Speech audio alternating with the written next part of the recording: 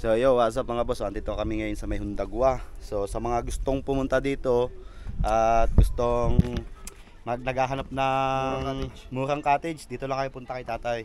Anong pangalan niyo tatay? Alex Reserva. Alex Reserva. Reserva.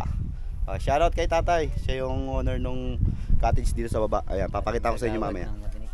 So dating kagawad siya ng Matinik. Ayan, shoutout kay tatay. So kasama natin si Jam Moto. At ayun, napagod kami kasi nagabalhabal kami sa dagat. So ito yung cottage ni tatay. Papakita ko sa inyo, tutor ko kayo dito. Ay bago pala yon. Tay, magkano ang cottage niyo tatay? Depende kasi sa usap. Depende po. Kasi kaya kalimitan hindi na ako nangihingi ng entrance, sa cottage na lang. Oho, okay. Hindi ako nahawa na sa mga nag-entrance. Depende na lang ano po. Okay, so yun, kausapin niyo lang si tatay pag pupunta kayo dito. Ang location nito ay dito sa may... Malapit sa Legendary Cave. Yun. Dito lang, sa mismong kalapit lang. Butas. Ng kuweba. Sa dulo. Ano? Ayun. Andito lang si tatay. So ito, pakita ko sa inyo yung mga cottage si tatay. Ito si Jam Moto. Ito, pakita namin sa inyo. Ito, cottage si tatay. Doon sa kabila may nakapiste. Tapos doon sa dulo. Hanggang doon. Yan, gusto nyong naliligo kayo habang nagiinom doon sa may ano yung pag nataib. Kasi pag nataib ano? Ayun. Shoutout kay tatay.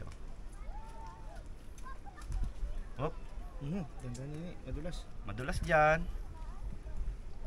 Ayan. Niniwa ka dyan. Talaga nagpadulas. Ang ganda ng ano dito. View. View. Ayos na ang ano dito. Pwede mo dito mag ano. Overnight. Ano? May mga ilaw po yan. Ayan. Sa mga gustong mag ano, magpunta dito. Ang gabi. Pasapin nyo na si tatay.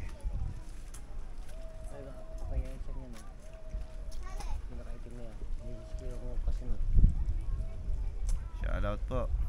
Taga saan po kayo, tatay? Tiga Lopez. Tiga Barangay Nalasad. Sige po. Yung aking mga pamilya. Mga nakasabay namin pala dun sa ano.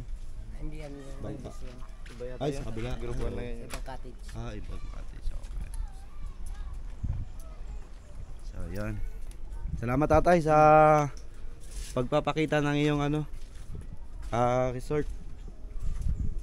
So, ito yung tandaan niya, no? Ayan, tindahan ni tatay. Naku, madami makakita kay tatay. Si nanay, ayaw humarap.